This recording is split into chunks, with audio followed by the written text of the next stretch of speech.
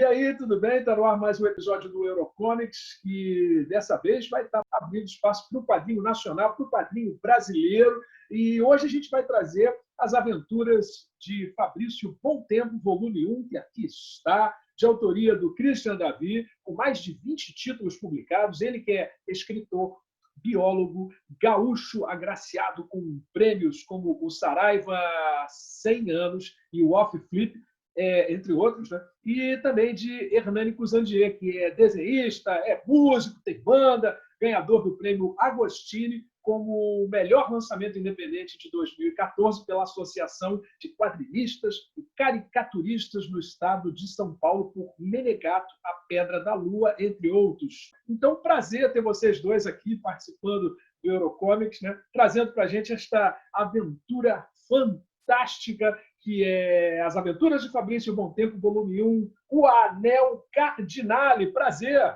Oba, tudo bem? Prazer é nosso estar aqui. Está na hora da gente falar sobre esse quadrinho, que é uma verdadeira BD. Tem esse formato, que é um formato semelhante ao do Asterix. Queria que um de vocês dois, né, resumisse esta HQ que a gente adorou. Não, então, só assim para te resumir como é que aconteceu, né, a gênese do projeto. Eu conheci o Hernani em 2017. Eu fui ser patrono da Feira do Livro de Bento Gonçalves. E o Hernani, que é de Bento Gonçalves, ele era o autor homenageado. Eu sou aqui de Porto Alegre, né?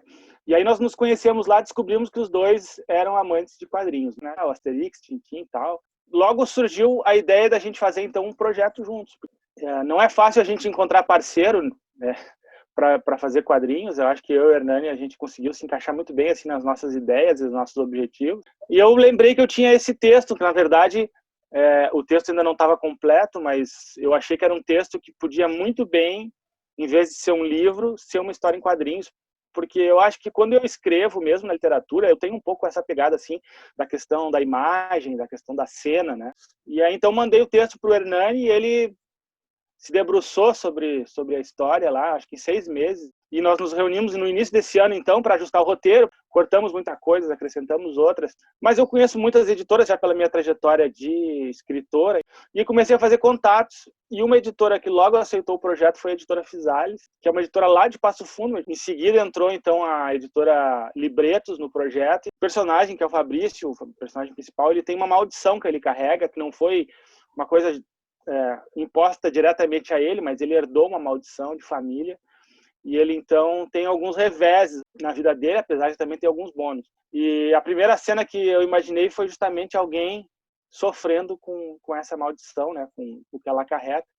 E aí comecei a trabalhar em volta e eu gosto bastante de escrever para jovem, então foi natural que o meu personagem fosse um adolescente.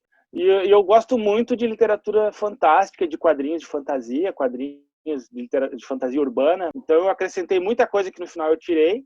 E aí então o Hernani teve que ter o desafio aí de conseguir transformar isso em imagem. Acho que ele pode falar também um pouquinho como é que foi essa aventura dele. Então, Hernani, conta pra gente como é que foi desenhar esse quadrinho, que aliás, né, ele tá dentro, né, de um gênero de aventura que eu acho que é muito menosprezado aqui atualmente no país. O que você acha disso? Esse tipo do quadrinho BD, exatamente.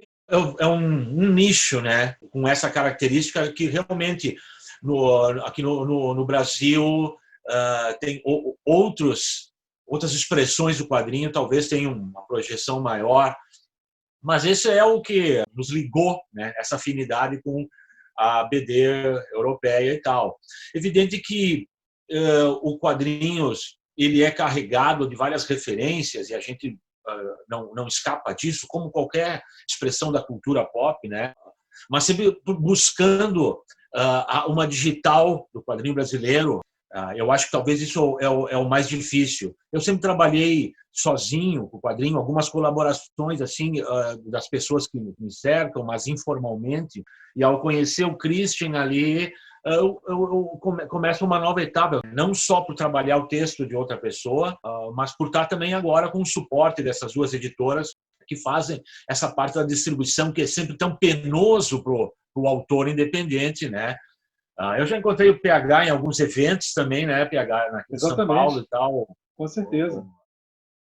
E eu andava um pouco afastado, porque o meu último álbum foi o Menegato ainda em 2016, e 2017 eu trabalhei ele, e eu retomei um trabalho na música. Então, esse trabalho com o Christian veio a calhar, porque os dois trabalhos, tanto música como desenho, dependem de muita energia e tempo, né? Então, eu trabalhar adaptando o texto dos europeus mesmo, né, PH? Sempre o texto e desenho. Com certeza, né?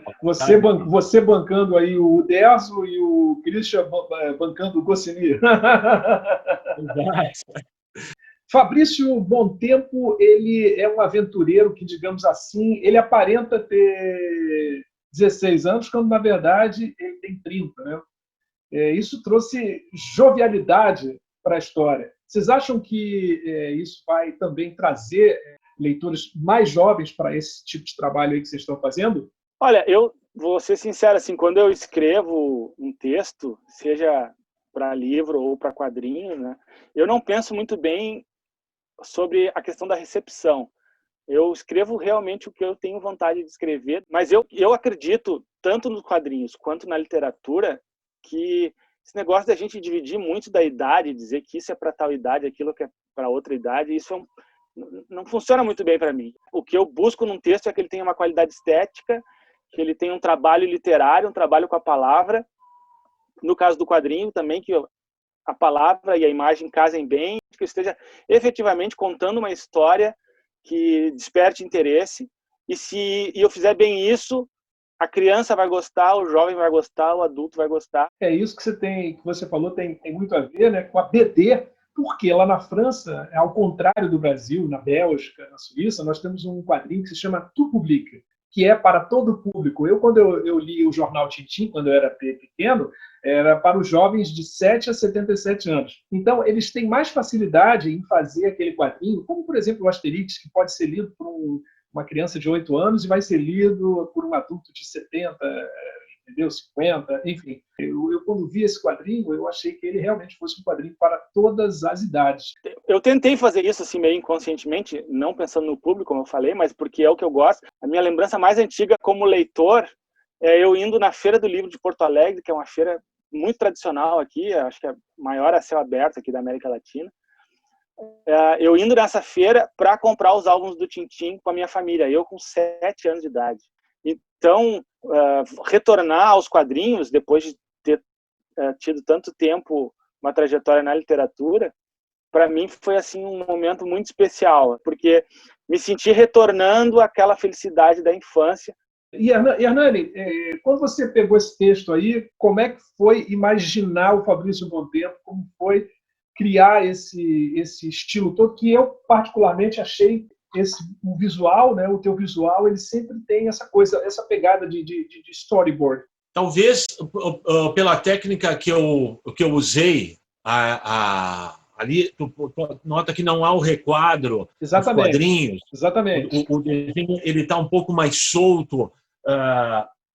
O meu trabalho sempre foi um pouco sujo, vamos dizer assim, um traço assim, mais nervoso. Mais rústico. Ainda assim, muito estiloso, de muito bom gosto. E nesse trabalho do Fabrício, eu acentuei um pouco a cor que escorre. Esse jogo eu gosto muito. E também, naquela questão de vencer um prazo menor para concluir, me deixava um pouco mais livre. O desenho, ele não respeita totalmente o requadro, não é tudo muito certinho, ele está mais jogado e ele fica mais expressivo também.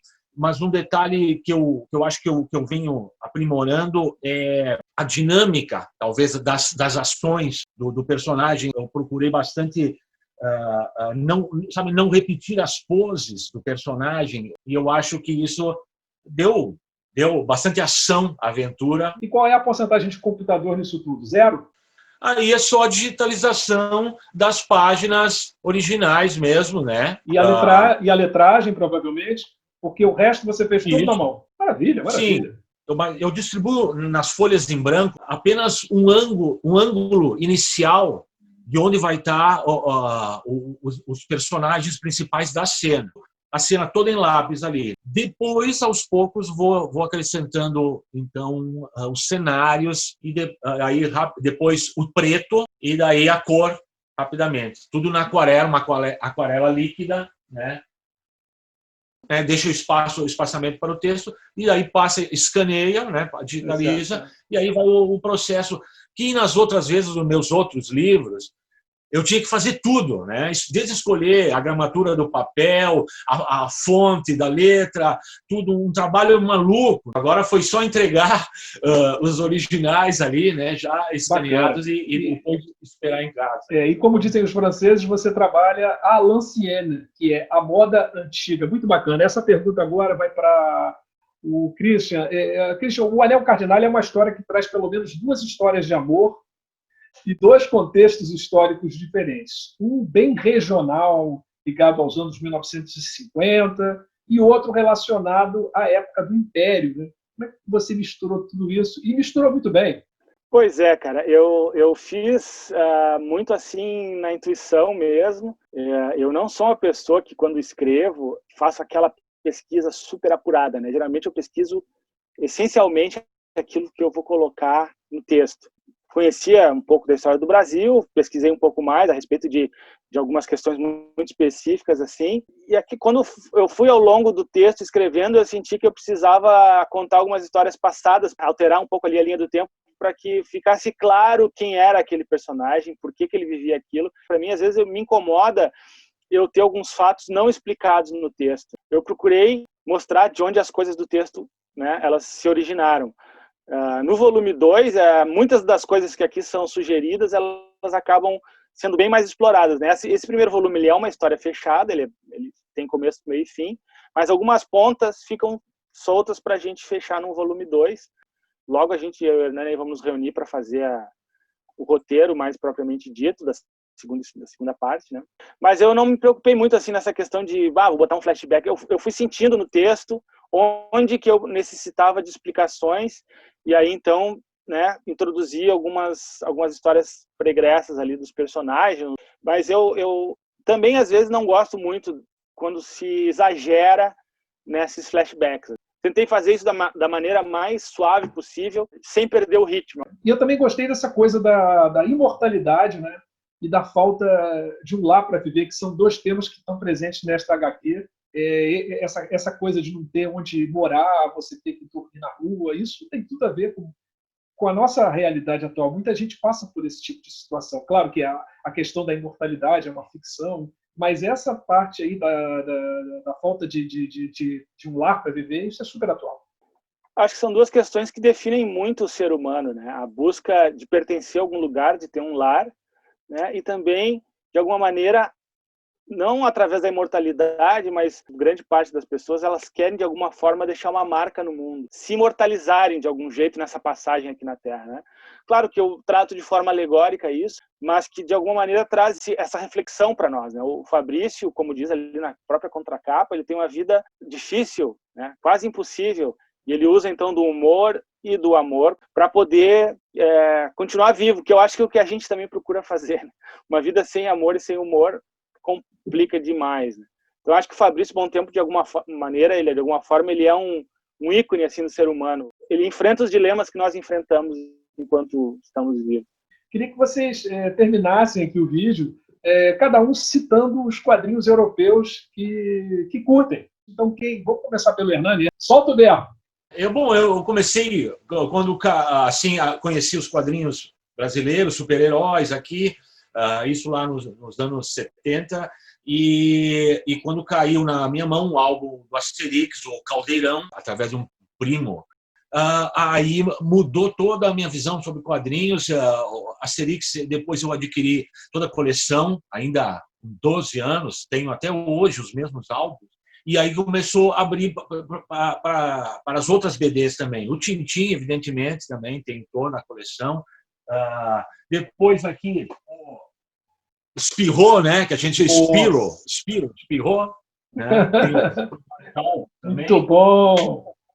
Muito bom! E tu lembra, PH, que tu me conseguiu esse... o Colan Colas. Ele parece muito um papá, não é? assim, de uma certa forma. Isso. E, enfim, todo esse universo da BD europeia é algo que sempre me acompanha. Eu sou colecionador também. E sempre foi um norte, né, para o meu traço. Tá, vamos lá, Christian Davi. Já falou do Tintin, tem mais algum aí que você lembre? Com certeza o Tintin assim, é o principal, né? Mas eu também li muitos Asterix, para não ficar nos mesmos do Hernani, que alguns também são os mesmos. Mas eu gostava muito do Snow Good, quando eu cheguei a ter todos os álbuns do Snow Good, tu gosta bastante também. O Lucky Luke, com certeza, eu gostava demais. Até hoje eu estou tentando recomprar os que eu não tinha. E tinha um quadrinho que eu gostava muito, que no Brasil saíram só 10, mas eu sei que tem muitos mais, que era os Túnicas Azuis. Olha que eu adivinhei, hein? Eu gostava demais disso, eu cheguei a ter todos também, né? E agora eu andei buscando aí, mas não consegui nenhum em estado muito bom. Gente, se eu puder falar só uma coisinha final, assim, para quem quiser também acompanhar um outro projeto nosso, a gente publica semanalmente uma tirinha aí nas redes sociais chamado Mosco Tosco, né, com roteiro meu e arte do Hernani também. Tem um pouco de crítica social, crítica política, mas também é uma tira de humor, principalmente. E é livre lá, sai em 2 veículos de comunicação aqui no Sul também, eles publicam regularmente. Só procurar no Instagram e no Facebook, Mosco Tosco, vai encontrar lá. Maravilha. Para terminar, onde que nós compramos aqui o volume 1 do Fabrício Bom Tempo? Que a gente, por exemplo, eu estou no Rio de Janeiro, vocês estão no sul do Brasil. Bom, acho que a forma mais fácil assim de comprar, com certeza, é a Amazon. Ele está na Amazon, né?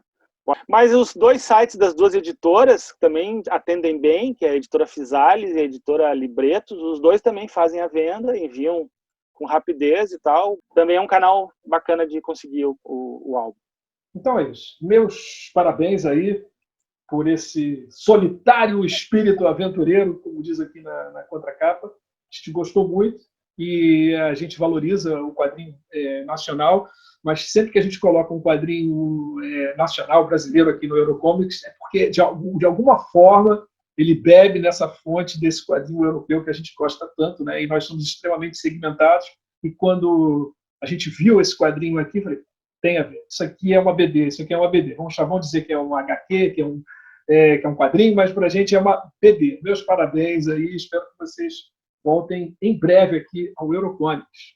Valeu, PH. Obrigadão. Valeu. PH.